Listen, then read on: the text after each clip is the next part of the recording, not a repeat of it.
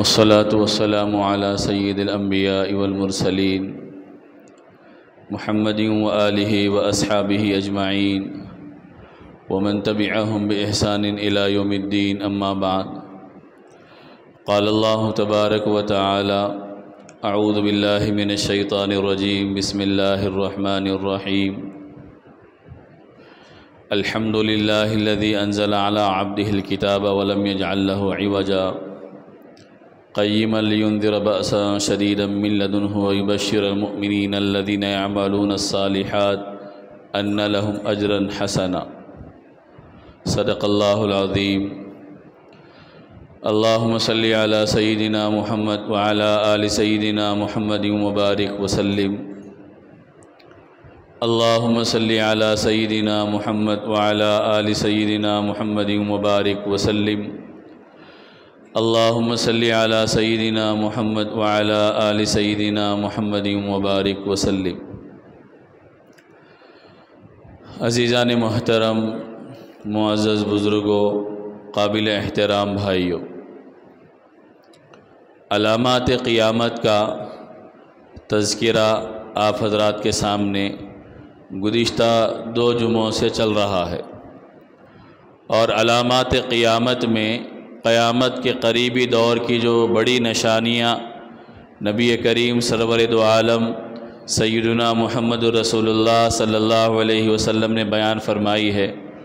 ان 2 بڑی علامتوں میں سے پہلے آپ کے سامنے حضرت امام مہدی رضی اللہ عنہ کے ظاہر ہونے کا تذکرہ کیا گیا کہ امام مہدی کس وقت ظاہر ہوں گے۔ اس کے بعد حضرت عیسیٰ علیہ السلام آسمان سے کب اتریں گے وہ آپ کے سامنے مختصر ذکر کیا گیا۔ اسی کے ساتھ جو علامت قیامت میں سے ایک بڑی علامت ہے، دجال کے نکلنے کی علامت ہے، جس کو حدیثوں میں نبی کریم صلی اللہ علیہ وسلم نے بیان کیا، اور قرآن کی آیتوں سے بعض مفسرین نے اس کی طرف اشارہ بھی کیا ہے کہ اللہ تبارک و تعالیٰ نے ان آیتوں میں اسی علامت کی طرف ذکر کیا ہے۔ تو 2 باتیں آپ کے سامنے ذکر کی گئی، آپ ان 2 باتوں کو ذہن میں رکھیں، چونکہ یہ موضوعات میں نے شروع میں ذکر کیا تھا کہ عام طور پر ہماری مسجدوں میں ان موضوعات کا زیادہ تذکرہ نہیں ہوتا، تو اس وجہ سے لوگوں کی ایک بڑی تعداد وہ ہے جو ان باتوں سے ناواقف ہے، اور ان ناواقفیت کی وجہ سے اس وقت جو فتنے کھڑے ہو رہے ہیں، جو مہدی ہونے کا دعویٰ کرتے ہیں یا عیسیٰ ہونے کا دعویٰ کرتے ہیں، وہ انہی علامتوں کو بتا کر لوگوں کے ایمان کو گمراہ کر رہے ہیں، لوگوں کو صحیح راستے سے ہٹا رہے ہیں۔ تو ہماری ذمہ داری ہے کہ ان علامتوں کو ہم جاننے والے بنیں، سمجھنے والے بنیں۔ اور بھی بہت ساری علامتیں ہیں، لیکن یہ 3 چیزیں خاص کر جس کا تذکرہ بار بار دنیا میں ہوتا ہے، اور لوگ ان کو بنیاد بنا کر ایمان اور عقیدے پہ ڈاکے ڈالتے ہیں۔ تو اس وقت دجال سے متعلق تذکرہ آپ کے سامنے کرنا ہے۔ اس تذکرے سے پہلے آپ یہ بات ذہن میں رکھیں کہ دجال کا جو موضوع ہے وہ بھی بہت تفصیلی موضوع ہے، اور اس کے 2 حصے ہیں۔ ایک حصہ حدیثوں میں نبی کریم صلی اللہ علیہ وسلم نے جو اس کی علامات وغیرہ ذکر کی ہے وہ حصہ ہے۔ دوسرا حصہ وہ ہے کہ دجال کے متعلق جو علامت نبی کریم صلی اللہ علیہ وسلم نے بیان فرمایا ہے، ان علامتوں کو علماء نے موجودہ حالات پہ فٹ کر کے بھی بتایا ہے کہ اللہ کے نبی صلی اللہ علیہ وسلم نے دجال کے ساتھ جو چیزیں ہوں گی اور جو چیزیں دجال کے ساتھ لگی ہوئی ہے ان کو ذکر کیا ہے۔ تو موجودہ دور میں کس طرح وہ چیزیں دجالی فتنہ ہو رہی ہے اس کو بھی علماء نے بیان کیا ہے۔ تو 2 باتیں دجال سے متعلق ہے، ایک صاف اور صریح احادیث میں جو اللہ کے نبی صلی اللہ علیہ وسلم نے اس سے متعلق بیان کیا ہے، دوسرا موجودہ دور میں دجالی فتنے کیسے ظاہر ہو رہے ہیں، اور دجال کی جو نشانیاں علامت نبی کریم صلی اللہ علیہ وسلم نے بیان کی ہے، کس طرح زمانے کی ترقی ان فتنوں کی طرف انسانوں کو لے جانے والی ہے۔ تو ظاہر سی بات ہے کہ جمعہ کا جو بیان 25 سے 30 منٹ کا بیان ہوتا ہے، اس 25-30 منٹ کے اندر پوری باتوں کو بیان نہیں کیا جا سکتا، اور نہ پوری باتوں کو گھیرا جا سکتا ہے، ان کا احاطہ کیا جا سکتا ہے، اس وجہ سے اس موقع پر صرف دجال کی حقیقت کیا ہے،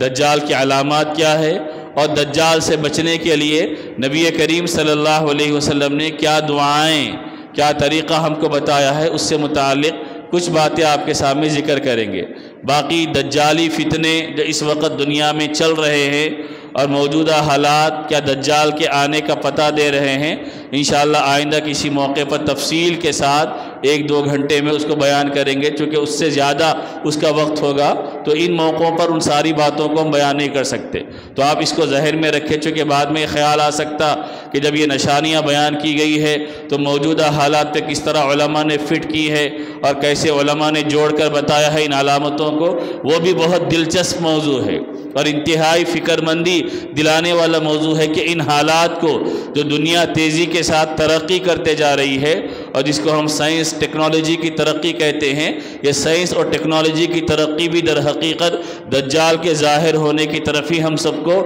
اشارہ کرنے والی ہے۔ تو بہرحال اللہ کے نبی صلی اللہ علیہ وسلم نے جو دجال سے متعلق باتوں کو بیان کیا ہے اس کو ہم سمجھے، اور یہ اتنا بڑا فتنہ ہے دجال کا کہ نبی کریم صلی اللہ علیہ وسلم نے فرمایا اس دنیا میں دجال سے بڑھ کر کوئی فتنہ رونما نہیں ہوا، دجال سے بڑھ کر کوئی فتنہ ظاہر نہیں ہوا۔ اور اللہ کے نبی نے فرمایا جتنے نبی دنیا میں آئے ہیں ہر نبی نے اپنی امتوں کو دجال کے فتنے سے آگاہ کیا، باخبر کیا، اور اللہ کے نبی نے فرمایا چونکہ میں آخری نبی ہوں، میرے بعد کوئی نبی آنے والا نہیں ہے اور تم آخری امت ہو، تمہارے بعد کوئی امت بھی آنے والی نہیں ہے، لہٰذا تمہارے درمیان دجال ظاہر ہوگا، تم اس کے فتنے سے بچنے والے بننا۔ صحابہ کرام کو نبی کریم صلی اللہ علیہ وسلم دجال کے بارے میں ایسے بتاتے تھے کہ صحابہ فرماتے ہیں کہ بعض اوقات ہم کو اتنا خوف ہوتا اور ایسا محسوس ہوتا کہ کہیں کھجور کے جھنڈ کے پیچھے دجال چھپا ہوا نہ ہو اور وہ اچانک ہمارے اوپر ظاہر ہو جائے۔ اللہ کے نبی جب دجال کا تذکرہ کرتے تو کبھی آپ کی آواز بلند ہو جاتی، کبھی پست ہو جاتی، تو صحابہ فرماتے ہیں کہ ہمارے اوپر ایک قسم کا خوف طاری ہو جاتا کہ کہیں دجال قریب میں چھپ کر نہ ہو اور اچانک ہمارے اوپر ظاہر ہو جائے۔ اللہ کے نبی صلی اللہ علیہ وسلم نے اتنا زیادہ اس کے بارے میں بیان کیا۔ اور ایک حدیث میں حضرت عائشہ صدیقہ رضی اللہ عنہ فرماتی ہیں کہ ایک مرتبہ میں رو رہی تھی، اس درمیان نبی کریم صلی اللہ علیہ وسلم تشریف لائے۔ اللہ کے نبی نے مجھ سے رونے کی وجہ پوچھی کہ تم کیوں رو رہی تھی؟ تو حضرت عائشہ صدیقہ رضی اللہ عنہ نے فرمایا کہ مجھے دجال یاد آ گیا تو اس کے میں خوف سے رو رہی تھی۔ تو اللہ کے نبی نے ان کو ہمت دلائی اور تسلی دی، اطمینان دلایا۔ حضرت ام سلمہ رضی اللہ عنہ، یہ بھی اللہ کے نبی کی زوجہ مطہرہ ہے، وہ فرماتی ہے کہ ایک رات میں سونے کے لیے جب بستر پر لیٹی تو دجال کا اس کا خوف میرے اوپر طاری ہو گیا، تو ساری رات میں جاگتے رہی اور خوف میرے اوپر رہا۔ دوسرے دن صبح میں نے نبی سے اس کا تذکرہ کیا تو نبی کریم صلی اللہ علیہ وسلم نے مجھے اطمینان دلایا، تسلی دی اور یہ فرمایا اگر میری موجودگی میں دجال نکل کر آ جائے گا تو میں اس کا مقابلہ کروں گا، اگر میرے بعد دجال نکلے گا تو ہر مسلمان کی ذمہ داری ہوگی کہ وہ دجال سے مقابلہ کرے اور دجال کے فتنے سے اپنے آپ کو بچانے والا بنے۔ یہ اتنا زیادہ اہمیت والا موضوع ہے، لیکن عموماً ہم لوگ ان موضوعات کو نہیں سنتے اور ہم لوگوں کو یہ موضوعات نہیں معلوم ہیں۔ علامات قیامت کے بارے میں ہماری واقفیت نہیں ہے۔ جب یہ ساری چیزیں ہمارے ذہن میں ہوں گی تو پھر آدمی ڈرے گا بھی، اپنے ایمان کی فکر بھی کرے گا، اپنے اعمال کی فکر بھی کرے گا، صراط مستقیم پر جمے رہنے کی کوشش بھی کرے گا، دنیا کے حالات کا مقابلہ بھی کرے گا، اللہ کی تقدیر پر راضی بھی رہے گا، اللہ کی مرضیات کو پورا کرنے کی فکر بھی کرے گا،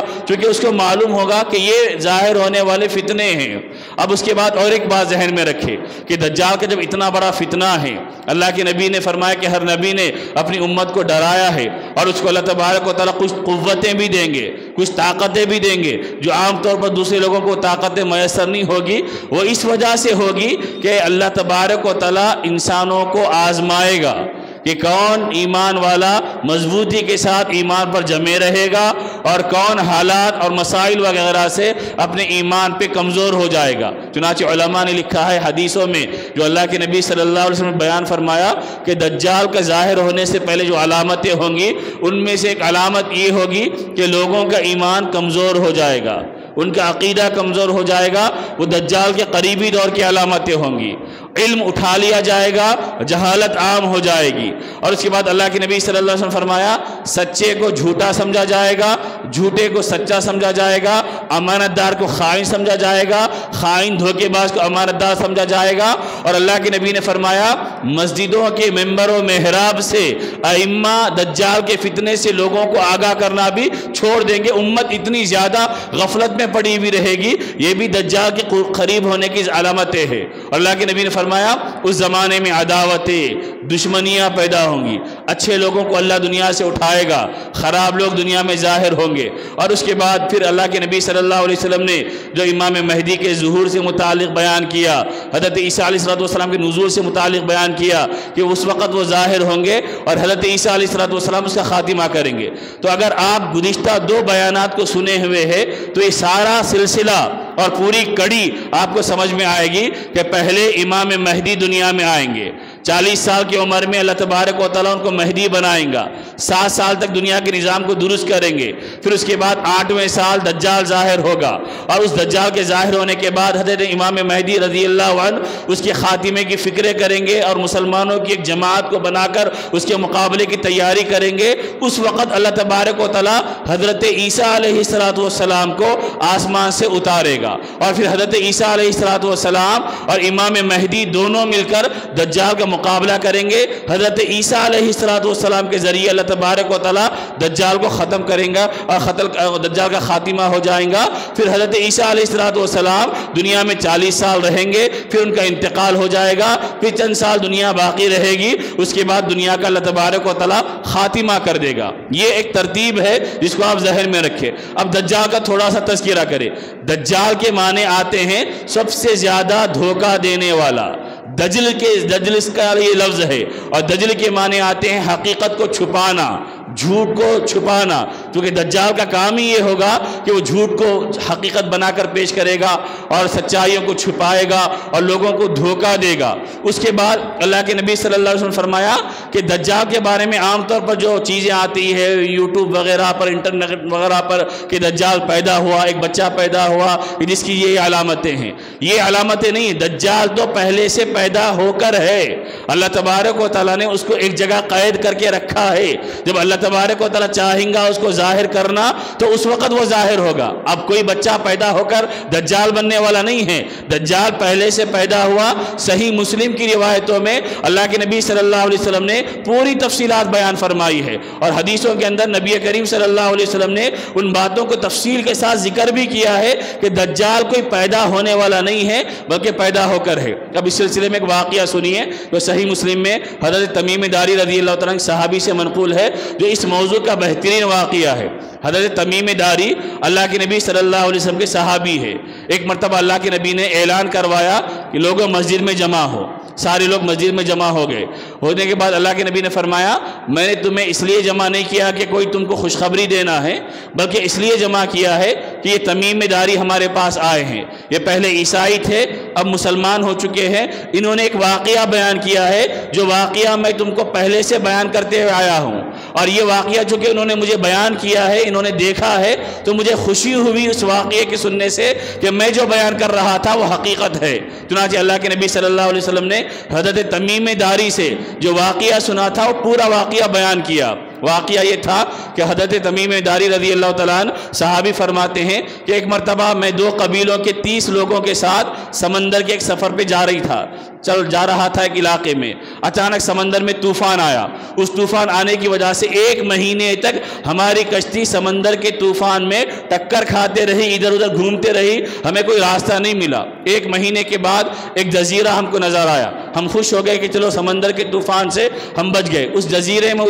اترنے کے بعد چھوٹی کشتیاں لے کر ہم اس جزیرے کو گھومنے لگے تو اچانک ہم کو ایک مخلوق نظر آئی، عجیب و غریب قسم کا جانور ہم کو نظر آیا، جس کے جسم پر اتنے بال تھے کہ ان بالوں کی وجہ سے ہم اس کی حقیقت کو پہچان نہیں سکے۔ ہم نے اس سے کہا کہ تم کیا چیز ہے؟ تو اس نے کہا کہ میں جساسہ ہوں۔ اس کے معنی آتے ہیں کہ میں نگرانی کرنے والا، جاسوسی کرنے والا ہوں۔ اس نے کہا، ان لوگوں نے پوچھا کہ تیرا کام کیا ہے؟ تو اس نے نے کہا کہ اندر ایک آدمی ہے، جاؤ وہ تم سے ملنا چاہتا ہے، وہ تمہارے انتظار میں ہے کہ کوئی لوگ آئے اور آنے کے بعد کچھ حالات بیان کرے۔ ہم کو ڈر اور خوف ہوا کہ کہیں یہ جساسہ، کہیں شیطان تو نہیں ہے۔ بہرحال ہم لوگ اندر ایک بڑے محل، بڑے کمرے میں داخل ہوئے تو وہاں پر ہم نے ایک آدمی کو دیکھا کہ جو انتہائی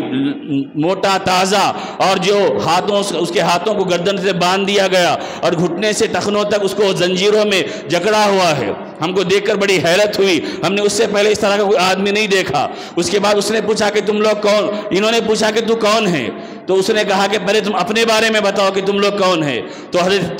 تمیم داری رضی اللہ عنہ نے اپنا پورا واقعہ بیان کیا کہ ہم سمندر میں سفر پہ نکلے تھے، طوفان آ گیا، 1 مہینہ ہم چکر کاٹتے رہے، اچانک اس جزیرے میں آئے تو ایک عجیب و غریب قسم کی چیز نظر آئی، اس نے ہم کو تمہارے پاس بھیجا ہے۔ تو اس نے کہا کہ ٹھیک ہے، اب جب تم اندر آ ہی گئے ہو اور مجھے دیکھ ہی لیے ہو تو میں تم سے کچھ باتیں پوچھنا چاہتا ہوں، پہلے تم اس کے سوالات کے جوابات دو۔ تو اس نے پہلی چیز پوچھی نخل بیسان کے بارے میں۔ یہ فلسطین کے اندر ایک باغ تھا کھجوروں کا جو اس وقت اسرائیل کے قبضے میں ہے، جس میں کھجور بہت زیادہ ہوا کرتے تھے۔ تو اس نے پوچھا نخل بیسان کے بارے میں مجھے بتاؤ، کیا اس میں کھجوریں اب بھی ہوتی ہے؟ تو حضرت تمیم داری نے فرمایا ہاں اس میں کھجوریں ہو رہی ہے۔ اس نے اس کے بعد پھر پوچھا بحیرہ تبریہ کے بارے میں، ایک جھیل تھی پانی کی، اس کے بارے میں اس نے پوچھا کہ اس کا پانی کیسا ہے؟ تو انہوں نے فرمایا کہ پانی اس کا بھی موجود ہے۔ اس کے بعد اس نے پوچھا کہ چشمہ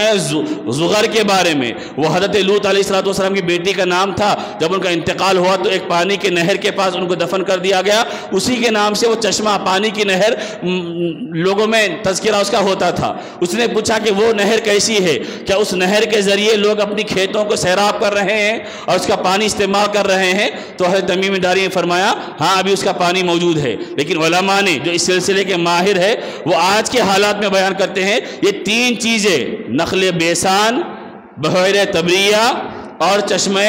زغر، یہ 3 بھی اس وقت اسرائیل کے قبضے میں ہیں اور وہی سرزمین میں یہ واقع ہے۔ اور نخل بیسان جو کھجوروں کا باغ تھا وہ خشک ہو چکا ہے، اور اس کے بعد جو بحیرہ تبریہ تھا اس کا پانی بھی کم ہو رہا ہے، اور آخری میں چشمہ زغر ہے وہ بھی ختم ہو رہا ہے۔ اور علماء نے لکھا ہے کہ جب چشمہ زغر کا پانی ختم ہو جائے گا وہ آخری علامت ہوگی جب دجال دنیا میں ظاہر ہوگا۔ اس نے کہا کہ جب یہ پانی ختم ہو جائے گا میں واپس دنیا میں آ جاؤں گا۔ آخر میں اس نے کہا اب تم میرے بارے میں جاننا چاہتے ہو تو سن لو، میں دجال ہوں، مجھے نکلنے کا وقت قریب آئے گا اور میں دنیا میں آؤں گا تو میرے ایک طرف نہر ہوگی اور ایک طرف جنت ہوگی، ایک طرف جہنم ہوگی، اور لوگوں کے ساتھ میرا معاملہ ہوگا۔ وہ ساری تفصیلات ہے جو اللہ کے نبی صلی اللہ علیہ وسلم نے بیان کی۔ تو پورے دنیا کے انسانوں میں موجودہ وہ حضرت تمیم داری رضی اللہ عنہ تھے جنہوں نے باضابطہ دجال کو دیکھا تھا اور اللہ کے نبی سے آگے سارا واقعہ بیان کیا۔ اس کے بعد نبی کریم صلی اللہ علیہ وسلم نے اس کا حلیہ بیان کیا کہ دجال کیسا ہوگا۔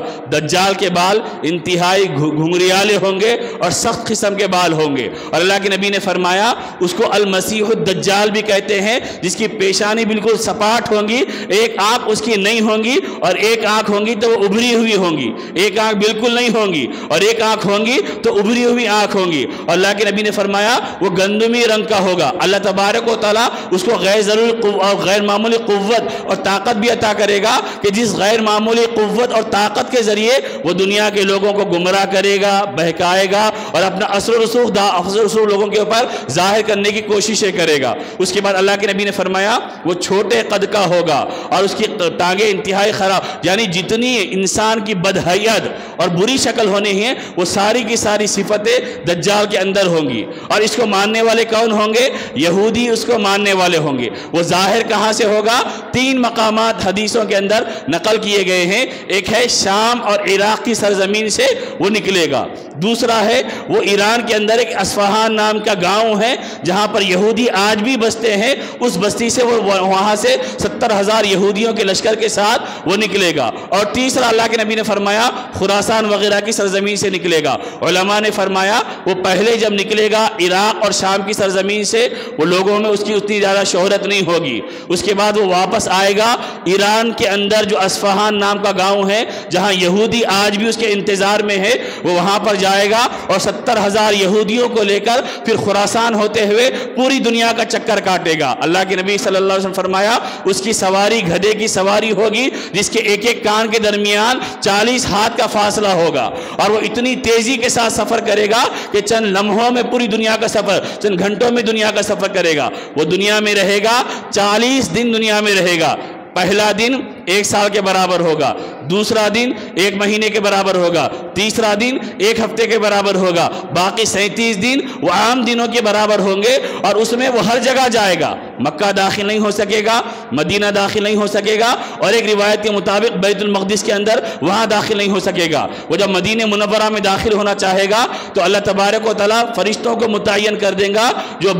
جس کی وجہ سے دجال مدینہ منورہ میں داخل نہیں ہوگا، اور دجال جب مدینہ منورہ کے قریب جائے گا تو مدینہ منورہ میں 3 جھٹکے آئیں گے، جس کے نتیجے میں جتنے کمزور ایمان والے منافق قسم کے لوگ ہوں گے وہ مدینے سے نکل کر دجال کے لشکر میں شامل ہو جائیں گے۔ مدینے کا ایک آدمی دجال کے پاس جائے گا، اور دجال کو جب دیکھے گا وہ یہ کہے گا کہ تو وہی ہے دجال کہ جس کے بارے میں ہمارے نبی نے ہم کو باخبر کیا ہے۔ اللہ کے نبی صلی اللہ علیہ وسلم نے اس آدمی کے بارے میں بتایا تو دجال اپنے لوگوں سے کہے گا اگر میں اس آدمی کو مار کر زندہ کر دوں کیا تم میرے صحیح ہونے کو مان لو گے؟ تو دجال کے جو پیروکار ہوں گے، پیروی کرنے والے ہوں گے، وہ کہیں گے کہ ہم مان لیں گے۔ چنانچہ وہ آدمی کو دجال مارے گا، پھر زندہ کرے گا۔ زندہ ہونے کے بعد وہ آدمی کہے گا اب تو مجھے پہلے سے زیادہ یقین ہو گیا ہے کہ نبی نے جس کے بارے میں پیشن گوئی فرمائی تھی کہ دجال آئے گا، حقیقت میں تو وہی دجال ہے، اور اس کا مقام وہاں سے نہیں بنے گا۔ تو پھر وہاں سے فرشتے اس کو بھگائیں گے، پھر وہ آئے گا اسی ملک شام کی طرف،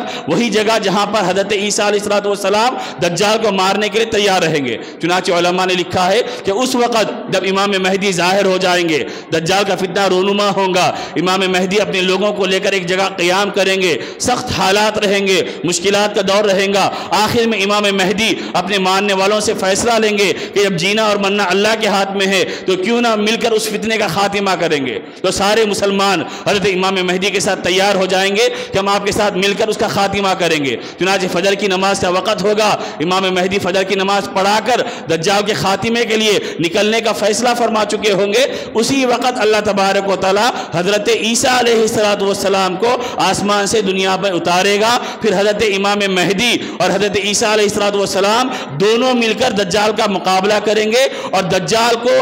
فلسطین کے ایک مقام پر حضرت عیسیٰ علیہ السلام ماریں گے، کیونکہ حضرت عیسیٰ علیہ السلام کو اللہ نے غیر معمولی معجزات عطا فرمائے، زندوں کو مردہ کرنا، نابیناؤں کو آنکھیں دینا، بیماروں کو صحت مند کرنا۔ حضرت عیسیٰ کی سانس جہاں تک جائے گی جو کافر مشرک ہوں گے وہ مرتے رہیں گے، اور دجال حضرت عیسیٰ کو دیکھ کر پگھلتے رہے گا، یہاں تک کہ حضرت عیسیٰ ایک تیر نکال کر دجال کو ماریں گے، سینے کے بیچ میں وہ تیر جائے گا اور دجال کا خاتمہ ہو جائے گا باب اللد کے نام پر موجود۔ جب میں شروع میں ذکر کیا تھا کہ حدیث میں جتنی باتیں بتائی گئی ہے علماء نے موجودہ دور میں ساری باتوں کو فٹ کر کے بتایا ہے کہ یہ چیزیں ہونے والی ہے اور یہ مقامات ہیں، لیکن چونکہ وقت یہ نہیں، اتنا نہیں ہے کہ ان ساری باتوں کو جوڑ کر آپ کے سامنے بتایا جائے۔ چنانچہ آج بھی اسرائیل کے اندر جو ایئرپورٹ بنایا گیا ہے وہ اسی مقام پر بنایا گیا ہے، اور ان کے نظریے کے مطابق ایسی پلین بھی تیار کر رکھی ہے جس میں وہ لوگ دجال کو سفر کرائیں گے، اور وہ گیٹ بھی بنایا گیا ہے